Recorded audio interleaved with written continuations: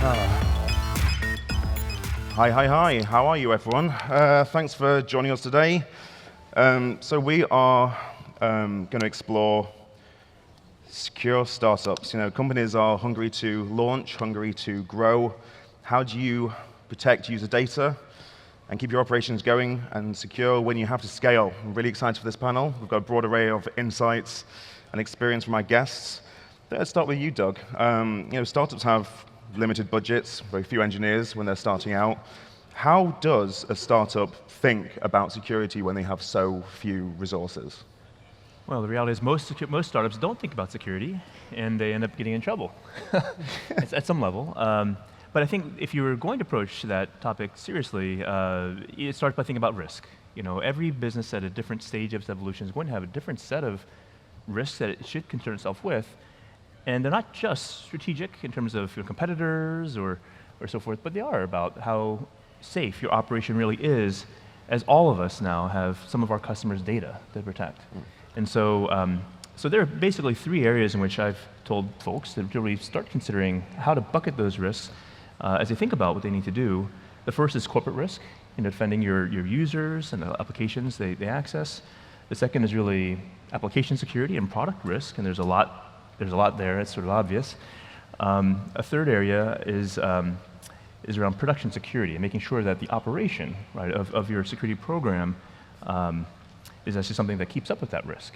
And then maybe a fourth, and this is something that's sort of new and emerging, but something I would encourage everybody to check out. It's something that Alex Stamos, former CISO of Yahoo and Facebook, is now doing at Stanford, where he's talking about trust and not just privacy, but safety. And for any of you startups that actually have any user-generated content, you're going to have to deal with this. Because in this day and age, there are all manner of griefers and all kinds of folks that would abuse that kind of access to other users to do bad things. And so this is something that we have to take seriously as an industry, and I'm happy to see him pushing on that. But there are many other organizations that have been doing that for a long time. So startups these days, I would say, probably face a lot more threats than, say, when Google was starting out 2 decades ago now. Jennifer, what are the big concerns or threats that startups face today? There's a plethora Where of would you threats. start? Exactly. Where to start? And really, many of the answers that we're going to have is going to be, it depends, because a lot of it depends on the startup, the type of technology, the industry, the region that you're in. You have to consider regulations, geopolitical aspects of attacks these days, as well as just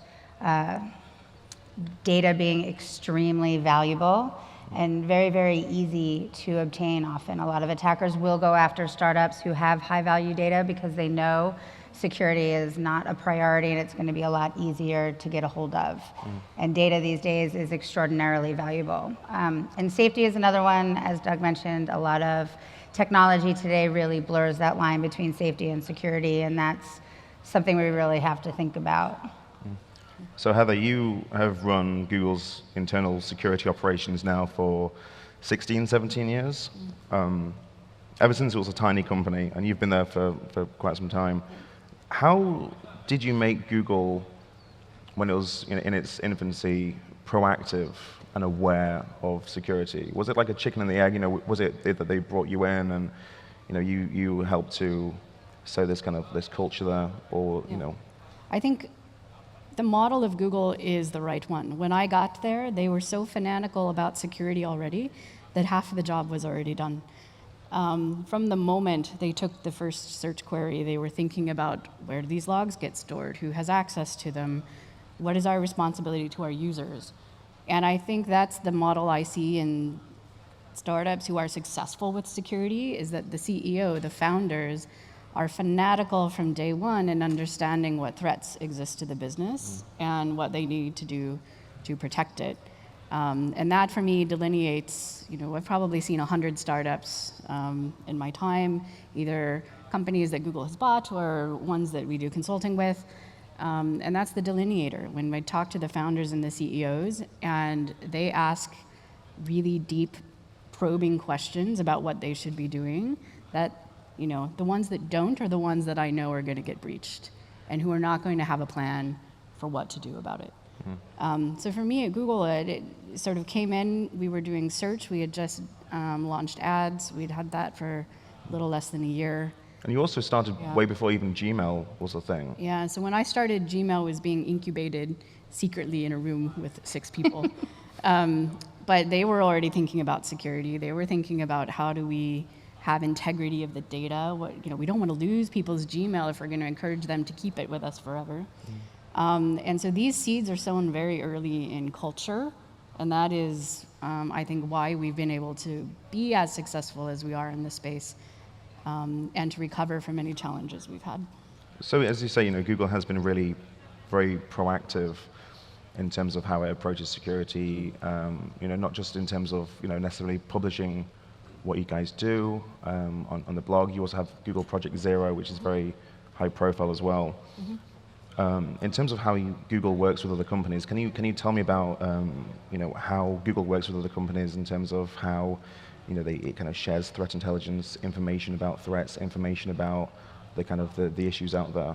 Can you tell me a little bit about that? Well, I think it's important to keep in mind that you've got a whole range of adversaries out there, and they have web forums and conferences, and they meet in coffee shops and talk to each other, right? I mean, there's a web of information sharing that happens quite broadly, and I think it's good for us as a community to keep that conversation open as well. And so we have security conferences, we have journals, we publish information, just as an industry as a whole. By the time that we all get on stage, this is not the first time we've met. We all know each other from these collaborative relationships. And so, we've wanted to have that at Google as well. We want to publish what we learn. We want to study the adversaries, come up with techniques, share that with the industry, share our tools. We do a lot of open source work for security solutions. And of course, then we have products that we offer, security keys for 2-factor, Chromebooks, which are highly secure machines. We want to give back to the community. My philosophy is that security should be available to people by default. Shouldn't be something that you have to, sort of go to school for 10 years to learn how to do. You should be able to buy it off the shelf. And so that's the spirit in which we've built the team. So I'm curious, with all 3 of you on stage, how much should especially big companies, but also smaller companies, how proactive should they be sharing information that they find, threats and things like that? Should it be a collaborative effort amongst companies? Arguably, yes. But I think many small startups, they don't even have people with security in their title, right, to do these things typically. And so a lot of what Heather talked about, security being built in versus having to be bolted on, a lot of choices that you have available to you today will keep you safe, safer than most organizations, most large companies, enterprises, in fact, if you are using Chromebooks, if you do have strong second-factor authentication, Duo is one, but there's also WEF and YubiKeys and other opportunities there. But a lot of the choices of platforms and cloud providers and so forth that actually have security teams and monitoring and all the things that you may or may not choose to invest any of your investors' money into. There are many great choices to make these days when it comes to security by default, and arguably, if you're using sort of modern consumer devices, iOS, Windows 10, Chromebooks, and so forth, you're better off than most, probably 90% of large companies out there, and that's one of the few strategic advantages you actually do have as a smaller, nimbler organization that doesn't have a lot of legacy. You can do things better from the start. So startups, they have very little money to play with at the best of times. Security can be a bit of a money sink. It's not really designed to make returns. It's designed to mitigate against, the worst case scenario. And I think some startups only kind of focus on security when there's been an incident. So, Jennifer, if you could tell me, how would you convince, and how do you convince startups to prioritize security when there's almost no money in that? There's no way to make money out of that, in a sense. And security doesn't always have to be a money sink. there's a lot of open source technology that's really great. And like Doug was saying, just by using some of the newer technologies, you're in a better position than many. But security in some ways can also be a competitive advantage. And as the enterprises and other companies that many of us will be selling to care more and more about security, they're pushing it down on their vendors. And if you have thought about security, if you have security policies and just can show a culture of and a mindset of security early on, it could be a competitive advantage with your customers, with your VC, with other investors. There really is a way to have it be a bit more of a return, and the cost of a breach or being hit by ransomware and just even being down for a couple of days could be catastrophic in the early days. Yeah. It shouldn't always just be seen as a cost center, in my opinion. Yeah. And I would say there's one thing that comes for free, and that is, it's not really free because it's your time, but you don't have to go buy something, and that is just preparing. Right? What is the worst that could happen to you, and does your company have a plan? That actually is a relatively small investment. The threat scenario exercise we always recommend anybody go through. Yeah, tabletop exercises where you come together as a cross-functional group, right, to basically simulate like what would happen if your customer database was leaked. Yep. And it's not just the incident response around the IT controls that you'd have to re-implement or work to contain, but also like your PR, right? Like, well, how would you actually manage this stuff? Yep. The PR side, world I grew up in, is critical. The crisis communications, how are you going to talk to your customers? How are you going to respond? You should always be prepared. Yeah, startups suck at this. I'll be honest with you. Startups do a terrible job. When they lose their data and so forth, they don't know what to do, and very often don't hide your head in the sand. So when it sounds like a really simple question, but when should startups really start to think about security? Should it be from day one, or can there be a delay at all?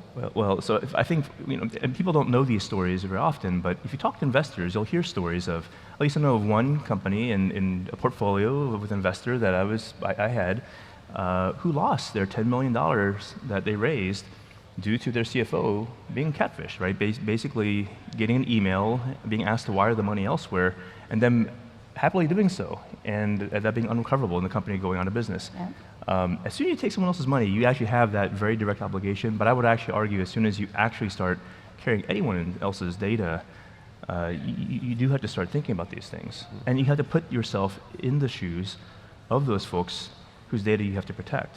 It's not just the existential threats to your business, but you do have a responsibility, right, to figure out how to do this well. So I think very early, you have that opportunity going beyond just the hygiene and these kind of things we talked about. Yeah.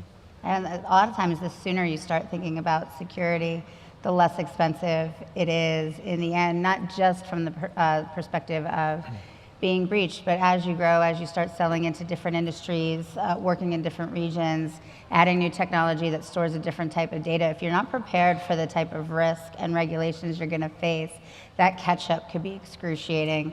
I know I experienced it early in my career where we were just building and it was all go to market, you got to go to market. And then we knew we were going to be selling to the government, and we had to get through FIPS compliance. It was a beast. And had we just known it and thought about it, we could have been doing that documentation process all along. It would have been very, very simple. Instead, it was $250,000 in like 3 months of our life.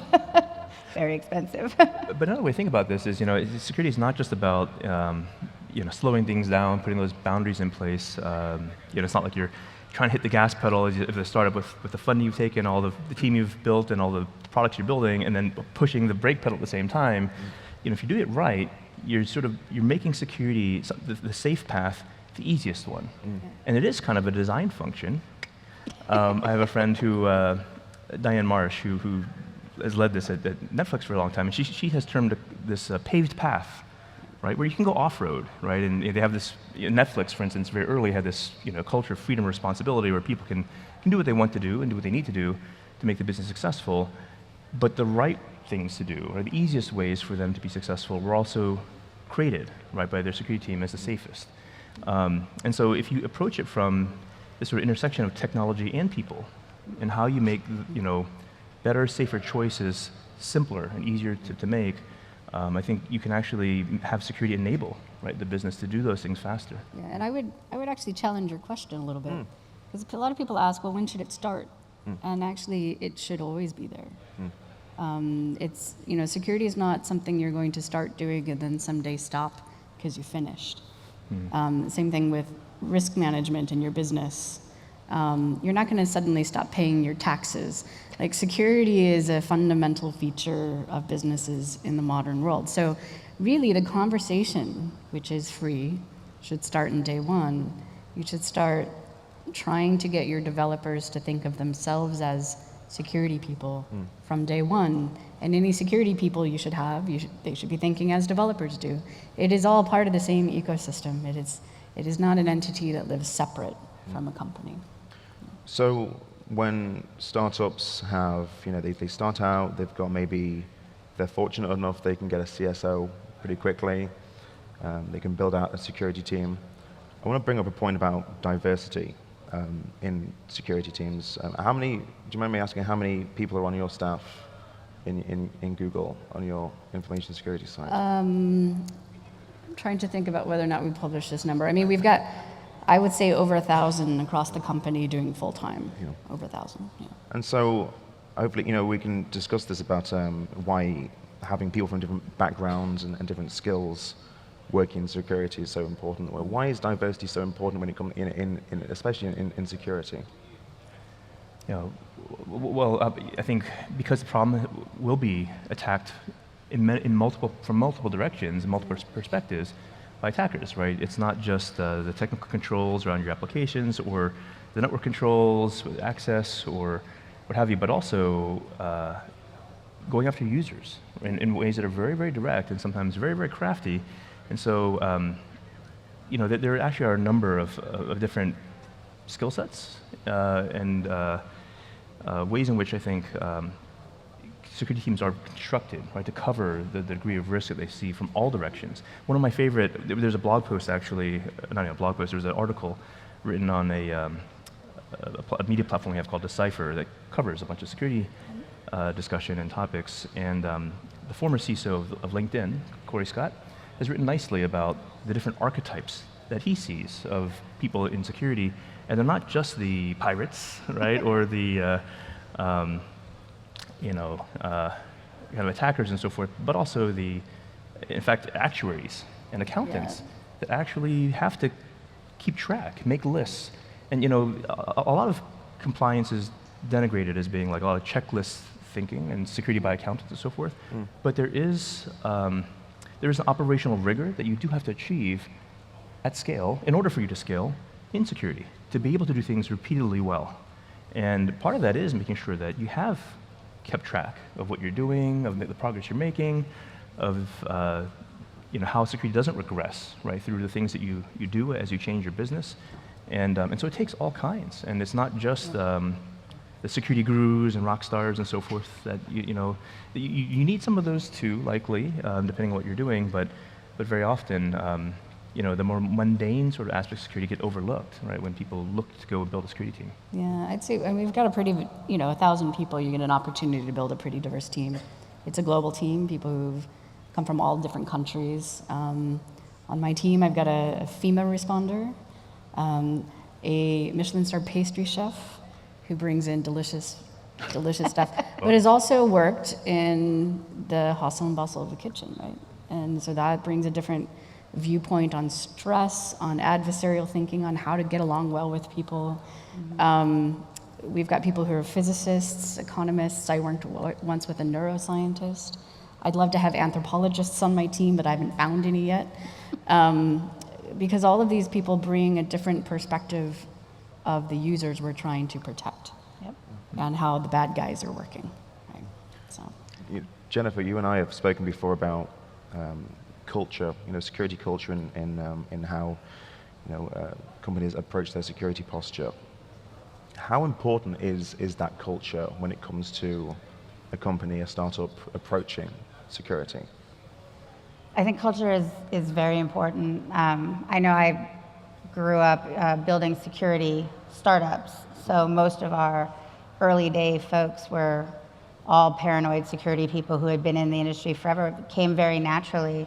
But as we started hiring less technically savvy roles and people and expanding into different areas of the business, it kind of eluded us at first, that level of paranoia that we bring to don't click the link and make sure your password is very robust. It doesn't come naturally to them. If you have that culture of security from the top down, if it's kind of ingrained in you from the day you start onboarding, there's ongoing awareness and there's an ongoing appreciation for security, sending folks to, even if it's just some of the local conferences, having them get a bit of a taste of why security is important and the little things that they can do to help make the company more secure, you're going to be in a much better place. A lot of these big breaches that you hear about tend to be, somebody clicked a link or the receptionist let somebody in the door completely unknowingly. This isn't necessarily their fault. They didn't do an evil, malicious thing. They thought they were doing their jobs, but they didn't have the coaching and the training to know that security is also part of their job. So I think that culture is really key.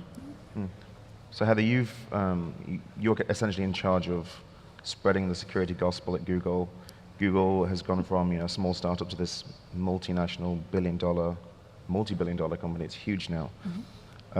How do you ensure that security permeates the entire business? It sounds like, from what you said earlier, that it was there from the very beginning. How do you maintain that that kind of that need to push security through every part of the business? I think it's a really important part of the company culture. We do a lot of top-down and bottoms-up communication in all kinds of ways.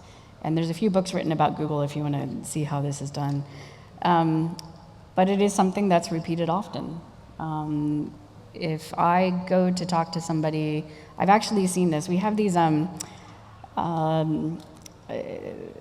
have tech stops. So if your laptop breaks, you can just walk into a tech stop and they get it broken. And sometimes I like to just kind of walk in and, I don't know, linger, eavesdrop a little bit, just to see what people are doing. And it's amazing to hear these conversations when they don't know that I'm watching. Because you can actually hear that the people in the tech stop are talking about security because we have trained them. Their leadership talks about it. Everyone talks about it. Being public, actually, for a company, I think I heard this case study out of Harvard about Nike. They were doing these really, really beautiful advertisements about their shoes. And somebody asked them, well, why do you spend so much money advertising to customers who already buy your shoes? And somebody said, what makes you think those advertisements are for the customers? Actually, your employees see these things as well. So when Google talks publicly about security, it's also us showing the people who work there how much we care about it. We're investing in it, and we want to tell the world that. So that conversation can happen internally, it happens externally. It has to be a constant fixture. And so how important is it that you are transparent with your own staff and your own employees about the threats that you're seeing and the kind of security, things that you're seeing on the landscape? How do we talk about that? Yeah, and how important is it that your employees know the kind of things that you're facing? Yeah, well, we're very lucky, actually, in that people like you exist who report on security every day, because we can point to a lot of these cases. It doesn't just happen at Google, right? It happens to people all over the world. And so that makes it a lot easier. We do technical talks. We have this institution called Testing on the Toilet, where when you go to the bathroom, there's a little sign in there, and we kind of teach you how to write code or teach you a little bit about security. We do security training, mandatory and supplemental training. So we try to, there's lots of techniques. We try to do them all, experiment with what works. We play games, yeah.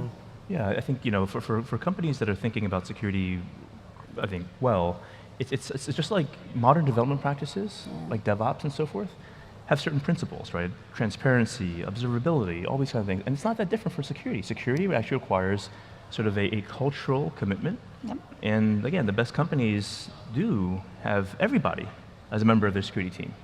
And they've built cultures where people are not blamed for actually clicking on the link or doing these things, but actually are somehow incentivized, rewarded for, no, actually you were the first to report that, good job. you have to, because it's not just about the preventive control. So everyone thinks security is about putting up the gates and the fences and so forth. But actually, the real job, long term, is in addition to that, reducing the amount of time it takes to detect or contain right, any incident, because you will have some. There will be birds flying. Sorry, Birds in our you will have unexpected events that come up in your business that you're going to have to be responsive to, and the agility, right, of your organization to be able to respond to that from a security perspective is not that different from the kind of things you have to deal with in terms of your operational resiliency around your production environment, all those kind of things. So it is actually very similar, I think, as DevOps in terms of being a cultural sort of commitment. I think that's taking the fear out of saying, I clicked the link or I saw something suspicious, my machine's acting weird. That's key. I mean, you've got to make it very open because, like he says, the faster you know about it, the better. And it is very easy to create that culture of fear where people will try to hide what they've done. Many of us did it as kids. So removing that stigma is really important. That is very, very important. And I think in general, we have to remove the stigma of shame. Yeah. I mean, there are certainly companies who are negligent and do terrible things, and we need to hold people accountable.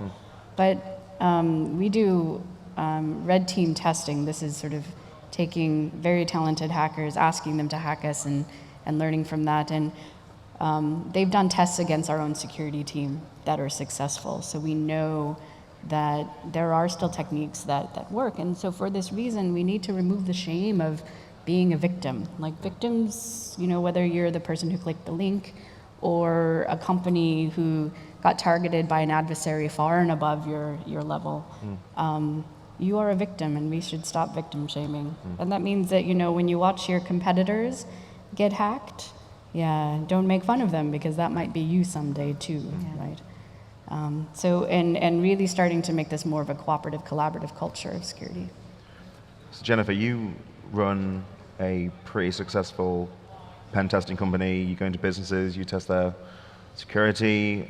You've seen, a lot of companies over the years.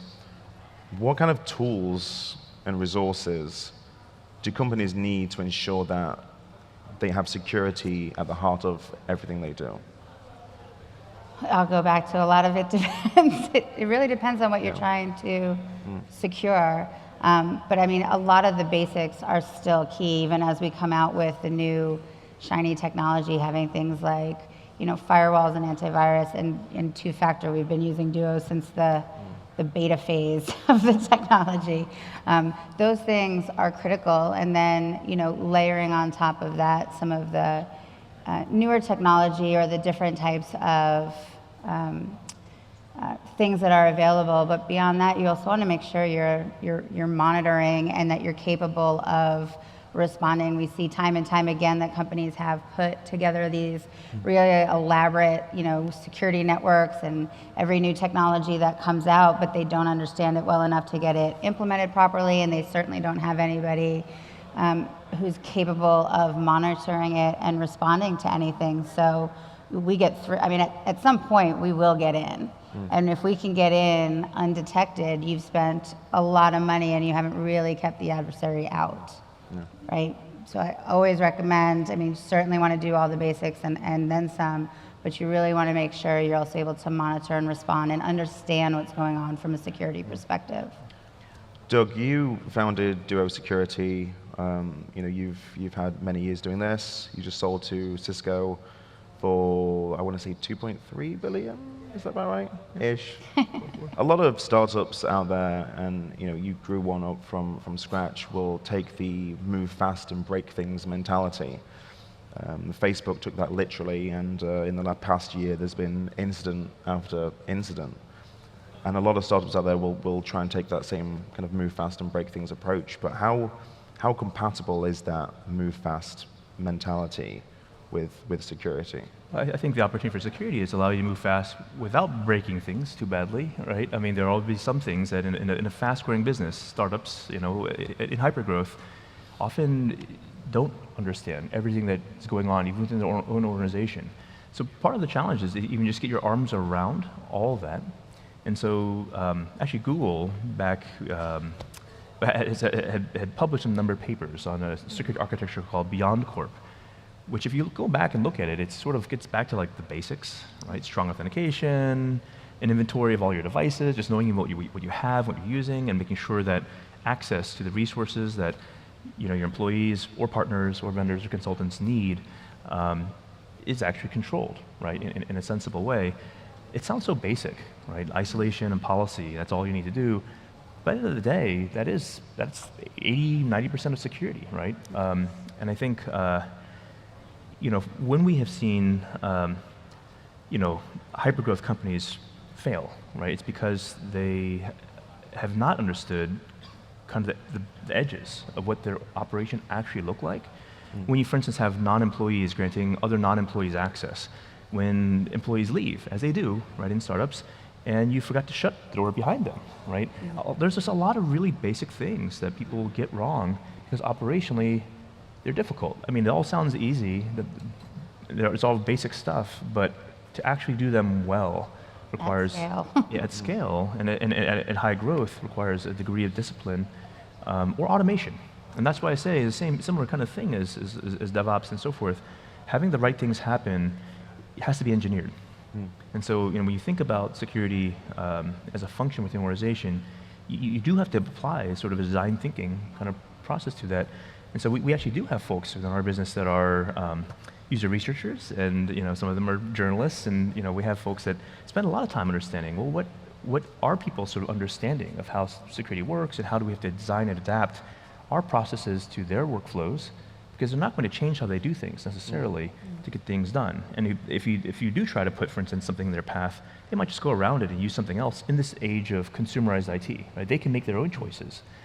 So we have to design things that are actually more palatable, more effective, and simpler.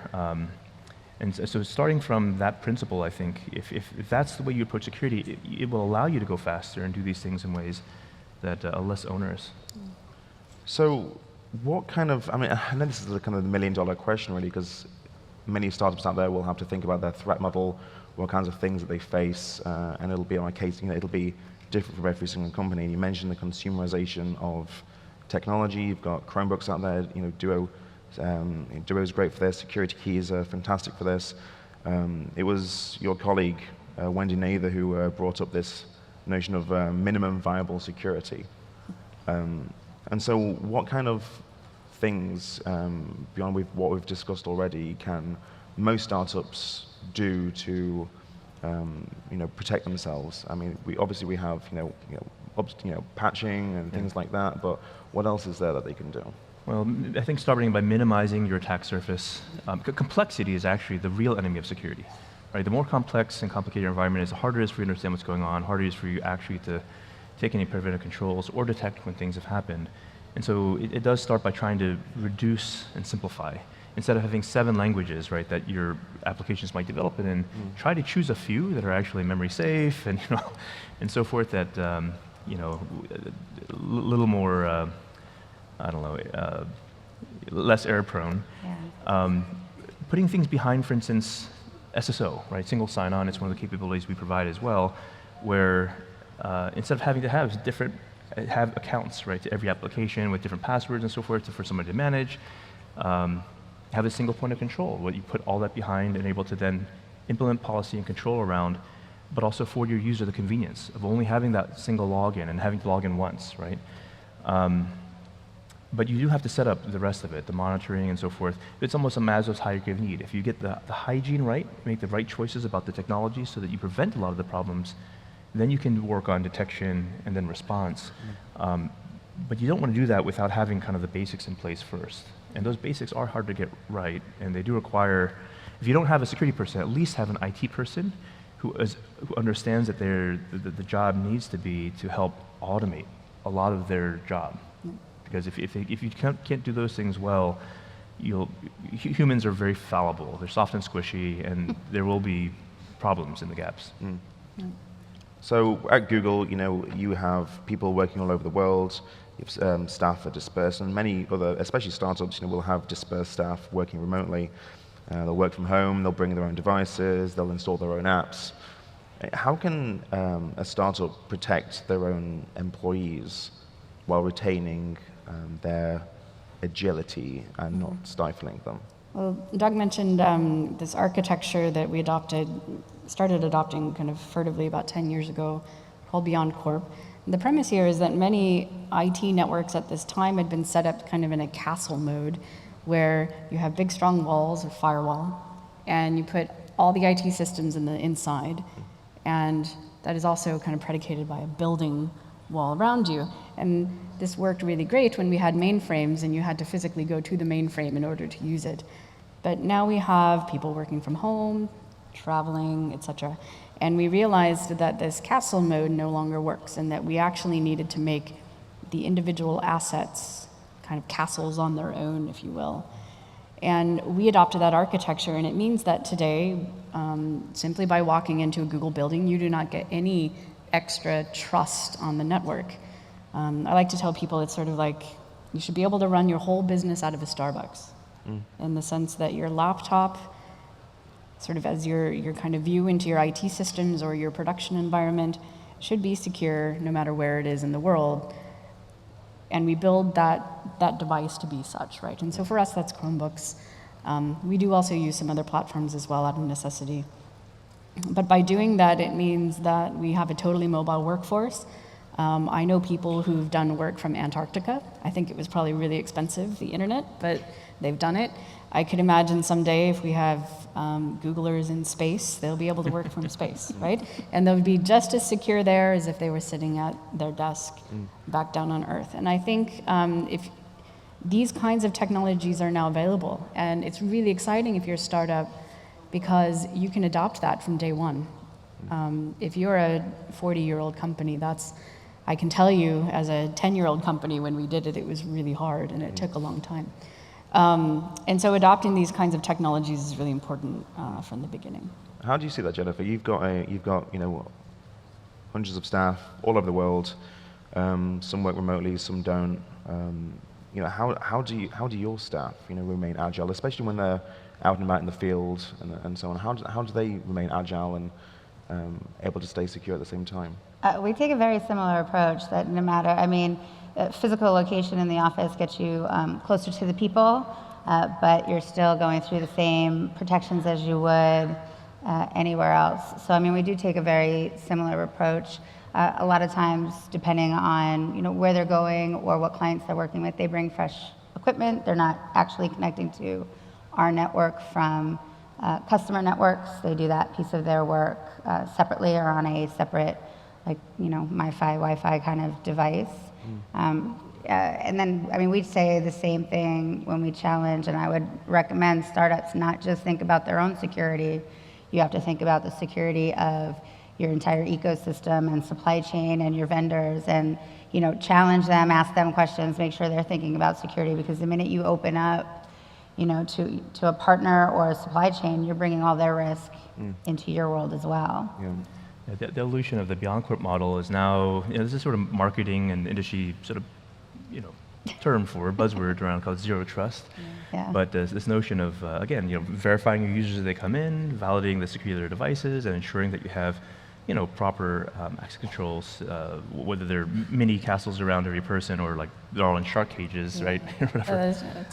It's, the notion is that you've tailored that access. Right, so you're not just coming in with sort of from your home computer via VPN client into a network with full tunnel, network access, so that your home network is basically an extension of the corporate environment, with much more exposure. Those are the dangers that I think organizations have. But for most startups, who are not just cloud friendly, but cloud first, you don't have a lot of legacy, devices, but you do have probably a lot more complexity in terms of those paths of trust, right? Big companies can and sometimes do circumscribe themselves like, well, here's the four walls of our building, everything, our data applications and people are inside, and everything else is sort of dirty, unwashed outsiders. Startups tend to be a lot more fluid, right, with what comes and goes. And if you're going to be successful in this day and age, even as a big company, you're going to be an ecosystem, not just an entity. And so, designing, right, the security kind of protocols you have, to admit that we have a product that does it too, so you can check that out. But at any rate, all those kinds of things can be approximated with other free tooling too. Like Netflix has actually done some really interesting work here where, in addition to some of the stuff that Google has done, they have tools like Stethoscope, right, which helps organizations ensure that users understand how to manage the security of those devices and get feedback on what that looks like. And so being able to socialize, right, those kind of security workflows in ways that don't require 20 people to govern 200 or 20,000, but deputize everybody to be on the security team to help ensure that the organization is protected. It's sort of this modern shift in security practice that I think is much more akin to sort of modern software practice. Yeah. This is a discussion I wish we could have all day. Unfortunately, we have run out of time. So thank you so much for spending our time with us. Thank you so much. Cheers. All right, thank you. Thank you. Thank you. Good luck.